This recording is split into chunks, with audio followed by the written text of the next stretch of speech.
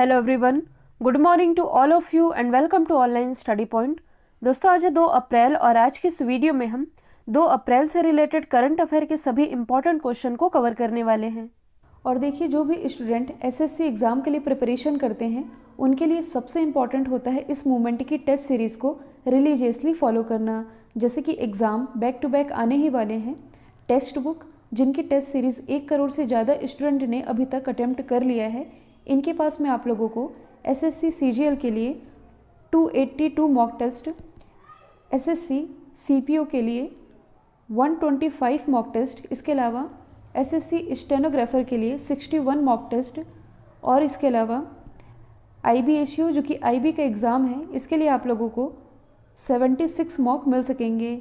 और इसके अलावा आरआरबी, एनटीपीसी और ग्रुप डी के लिए भी कुछ 330 मॉक आप लोगों को मिल सकेंगे।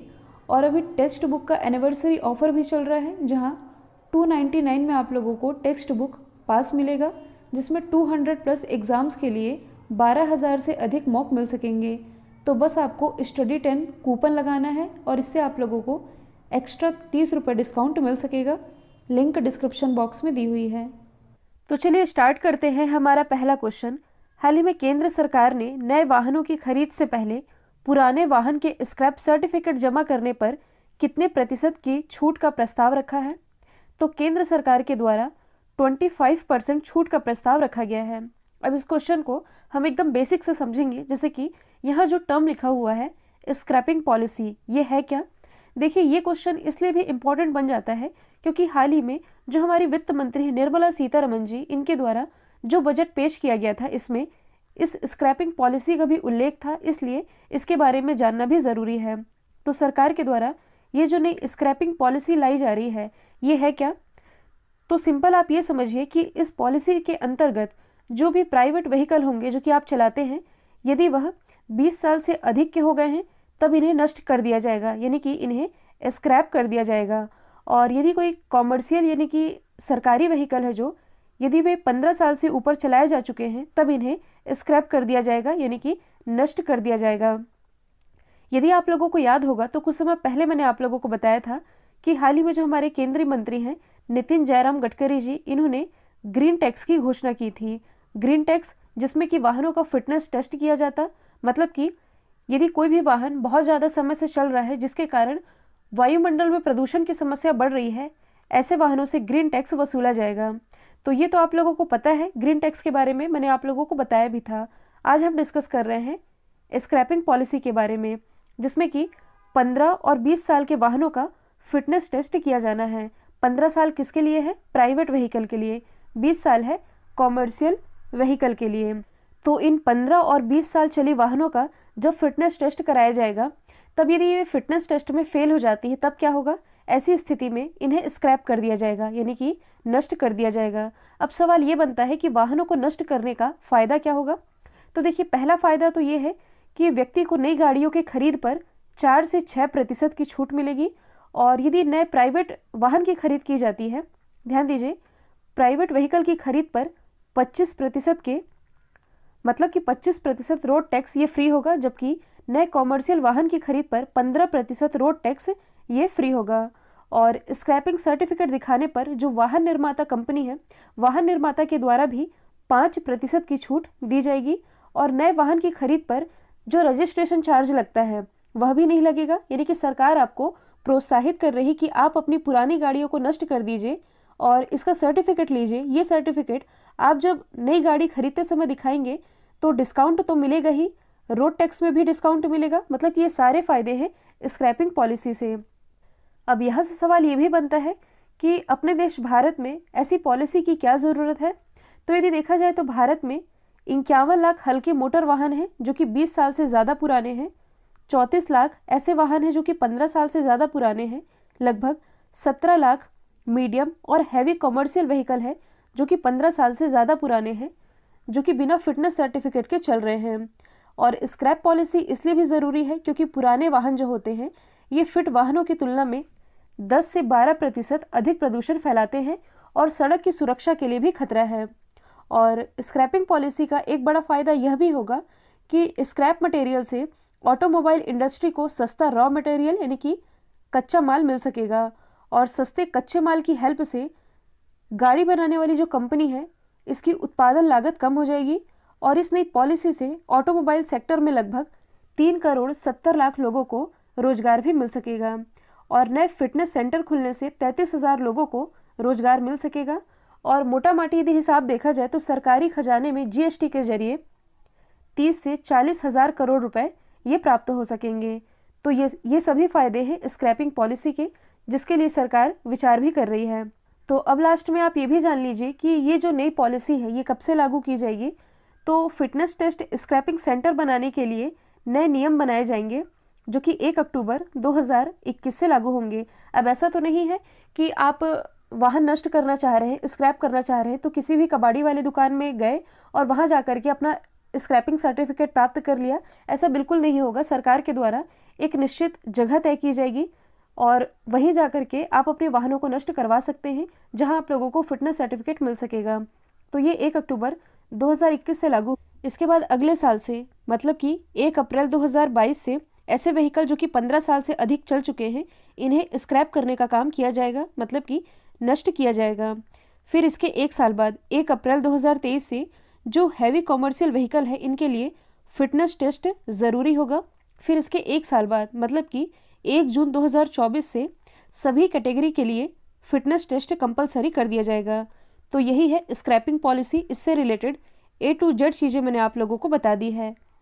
अगला क्वेश्चन है, उत्तर प्रदेश सरकार की घोषणा के अनुसार किस वर्ष तक उत्तर प्रदेश में हर एक के पास अपना घर होगा। तो हाल ही में उत्तर प्रदेश के मुख्यमंत्री योगी आदित्यनाथ ने ये घोषणा की है कि आने वाले साल में मतलब कि 2022 तक उत्तर प्रदेश में हर गरीब व्यक्ति के पास स्वयं का घर होगा।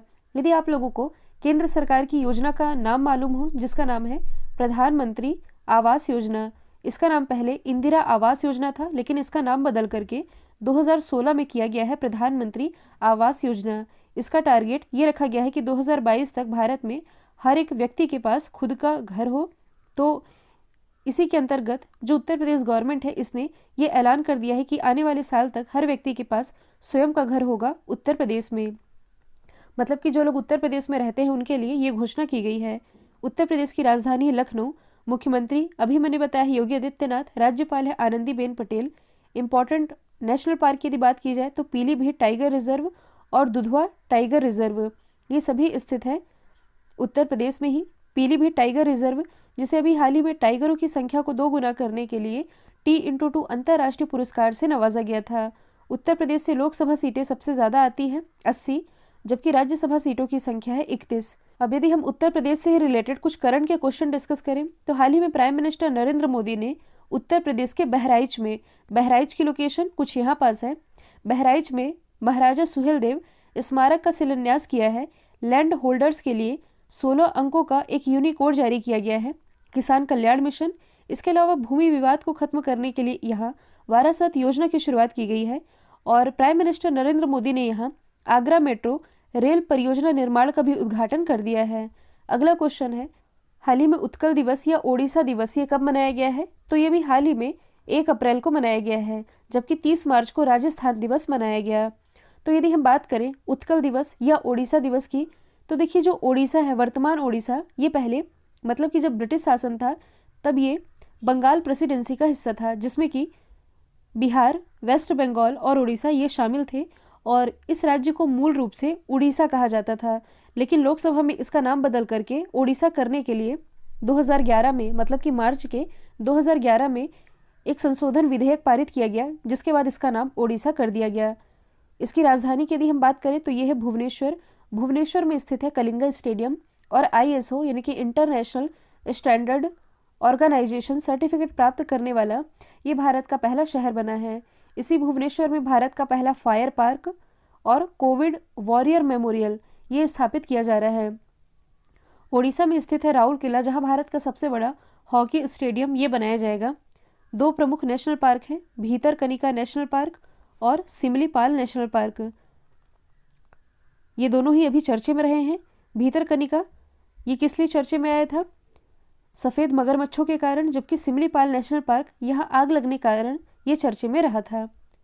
अगला क्वेश्चन है, हाल ही में अमेरिका ने किस देश के साथ सभी व्यापारिक संबंधों को निलंबित कर दिया है?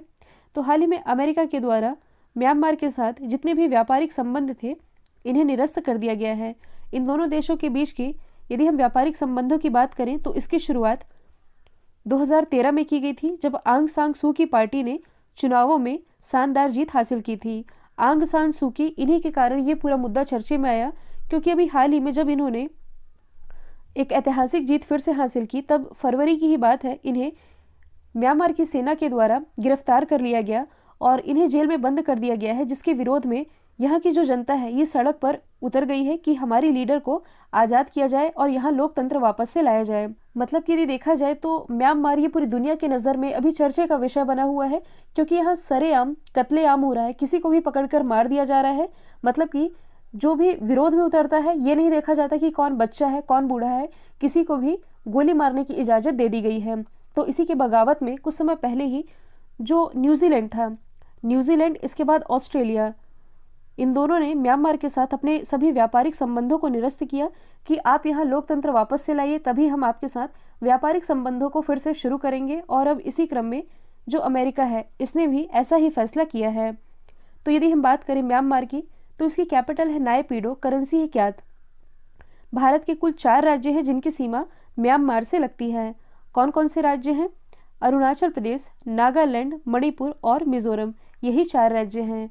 और ऐसा कौन सा पर्वत है जो कि भारत और म्यांमार के बीच अंतर्राष्ट्रीय सीमा बनाता है? तो इस पर्वत का नाम आप याद कर लीजिए, इसका नाम है अराकान योमा पर्वत। अराकान योमा पर्वत, जिसकी सर्वोच्च चोटी है विक्टोरिया। इसके अलावा कई बार एग्जाम में पूछा जाता है कि कौन कौन सी कंट्रीज गोल्डन ट्रायंगल का हिस्सा है? तो 3 कंट्री हैं, थाईलैंड, लाओस और ये म्यांमार, जो कि गोल्डन ट्रायंगल के अंतर्गत आती है। अगला क्वेश्चन है, हाल ही में किस देश के ज्वालामुखी में लगभग 900 साल बाद विस्फोट हुआ है? तो ये एक्चुअल में 800 से 900 साल बाद विस्फोट देखने को मिला है आइसलैंड में। ये न्यूज़ आप लोगों ने पढ़ी भी होगी। और 900 साल बाद विस्फोट देखने को मिला है तो आप क्या कह सकते हैं? मैंने आप लोगों को ज्वालामुखी के 3 प्रकार बताए हैं। एक तो है सक्रिय ज्वालामुखी, जिसमें कि विस्फोट होते रहता है, और दूसरा होता है सुसुप्त ज्वालामुखी, जिसमें कि काफ़ी समय से विस्फोट तो नहीं हुआ है लेकिन विस्फोट होने की संभावना बने रहती है। जैसे कि यहाँ हुआ, 800 से 900 साल तक विस्फोट नहीं हुआ लेकिन अब हो गया। फिर होता है मृत या शांत ज्वालामुखी, जिसमें कि हज़ारों साल से विस्फोट नहीं हुआ और आगे भी विस्फोट होने का कोई चांस नहीं है। तो हम ये कह सकते हैं कि ये जो ज्वालामुखी रहा, जिसका विस्फोट अभी हाल ही में 900 साल बाद, लगभग 900 साल बाद ये देखने को मिला है आइसलैंड में। तो सबसे पहले यदि हम बात करें आइसलैंड की, तो आइसलैंड की कैपिटल क्या है? ये है रेकजाविक, करेंसी है क्रोना। यदि आप करंट से रिलेट करेंगे, हालांकि ये करंट का क्वेश्चन नहीं है लेकिन तब भी आप याद रखेंगे, कुछ समय पहले ही जो ग्लोबल पीस इंडेक्स 2020 जारी किया गया था कि विश्व का सबसे शांत देश कौन सा है, तो ये आइसलैंड ही है। भारत की रैंकिंग इसमें 139 थी। अब यहाँ हम बात कर रहे हैं ज्वालामुखी की, तो हाल ही में इंडोनेशिया में माउंट मेरापी में एक सक्रिय ज्वालामुखी, ये आप लोगों ने पढ़ा है, ये एक एक्टिव ज्वालामुखी है। इक्वाडोर में आप लोगों ने सेंगे ज्वालामुखी या सांगे ज्वालामुखी, इसका नाम पढ़ा, ये भी एक्टिव ज्वालामुखी है।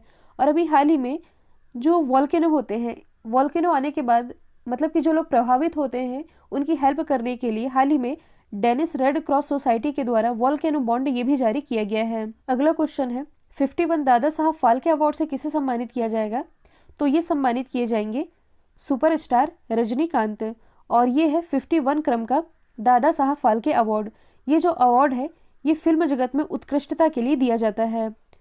अब यदि हम बात करें कि इस बार का ये जो अवार्ड है ये तो रजनीकांत को मिल रहा है, इसके पहले आप सबसे पहले ये जान लीजिए कि इन्हें 2019 के दादा साहब फाल्के अवार्ड से सम्मानित किया जाएगा। 2018 के दादा साहब फाल्के अवार्ड से अमिताभ बच्चन जी सम्मानित किए गए थे, जबकि 2017 में इस अवार्ड से सम्मानित किए गए थे दिवंगत अभिनेता विनोद खन्ना। अगला क्वेश्चन है, यूनाइटेड नेशन जलवायु परिवर्तन शिखर सम्मेलन कॉन्फ्रेंस ऑफ पार्टीज 26, इसका आयोजन कहाँ किया जाएगा? तो इसका आयोजन किया जाना है ग्लासगो में। ग्लासगो ये कहाँ स्थित है? तो ये स्कॉटलैंड का एक शहर है। अभी हमने डिस्कस किया था आइसलैंड के बारे में, ये है ब्रिटेन का हिस्सा। ब्रिटेन में ये जो ऊपर वाला हिस्सा है ये है स्कॉटलैंड। स्कॉटलैंड का ही एक शहर है जिसका नाम है ग्लासगो, जहाँ COP26 का आयोजन किया जाएगा। जब इसका आयोजन होगा तब जो भी महत्वपूर्ण बातें निकल कर आएंगी वो तो हम बाद में डिस्कस करेंगे। अभी आप केवल वेन्यू याद रखिए, क्योंकि यदि आपसे एग्जाम में पूछा जाए कि कोप 26 का आयोजन कहाँ किया जाना है, तो सिंपल सा आंसर है इसका आयोजन ग्लासगो में किया जाएगा। तो सबसे पहले हम जान लेते हैं स्कॉटलैंड के बारे में। इसकी कैपिटल है एडिनबर्ग, करेंसी है पाउंड स्टर्लिंग। यदि आप करंट से रिलेट करेंगे तो हाल ही में हाइड्रोजन से संचालित विश्व की पहली double decker bus, double decker यानी कि बस के ऊपर बस आप कह सकते हैं, तो हाइड्रोजन से संचालित विश्व की पहली डबल डेकर बस ये स्कॉटलैंड के द्वारा ही लॉन्च की गई। यहाँ हम बात कर रहे हैं कॉन्फ्रेंस ऑफ पार्टीज़ की। तो लास्ट ईयर का मतलब कि जो कोप 25 रहा था, इसका आयोजन मैड्रिड में किया गया, जो कि स्पेन की कैपिटल है, लेकिन ये चिली की अध्यक्षता में आयोजित किया गया था। कोप 24 जो कि पोलैंड में आयोजित किया गया, और इम्पॉर्टेंट है कोप 21 जो कि 2015 में हुआ था, और कहाँ हुआ था, पेरिस में। और इसी कोप 21 के दौरान निकल कर आया था ISA यानी कि इंटरनेशनल सोलर अलायंस, जो कि भारत और फ्रांस की पहल थी। और ये ऐसी पहली अंतर्राष्ट्रीय संधि है जिसका हेडक्वार्टर भारत में ही स्थित है, गुरुग्राम हरियाणा में। अगला क्वेश्चन है, स्कूल ऑफ लॉर्ड राम नामक दुनिया का पहला आभासी पाठशाला ये कहाँ शुरू हुआ है? तो लॉर्ड राम नामक दुनिया का पहला ये जो वर्चुअल स्कूल है, इसकी शुरुआत अभी हाल ही में उत्तर प्रदेश के वाराणसी से की गई है। मतलब कि बनारस हिंदू विश्वविद्यालय में श्री राम के जीवन पर आधारित इस वर्चुअल क्लास की शुरुआत की गई है।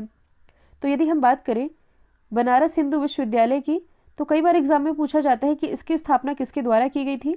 1916 में इसकी स्थापना पंडित मदन मोहन मालवीय जी के द्वारा की गई थी। अब ऑप्शन में आपको जितने भी शहरों के नाम दिख रहे हैं ये उत्तर प्रदेश से ही रिलेटेड है, तो एक एक फैक्ट हम सभी के बारे में डिस्कस कर लेते हैं। उत्तर प्रदेश के गोरखपुर में शहीद अशफाक उल्लाह खां पार्क का उद्घाटन किया गया। श्रावस्ती जो कि नीति आयोग के द्वारा जारी किए गए आकांक्षी जिलों की लिस्ट में टॉप पर है। और यदि हम बात करें लखनऊ की, जो कि यहाँ की राजधानी है, गोमती नदी के किनारे बसा हुआ है।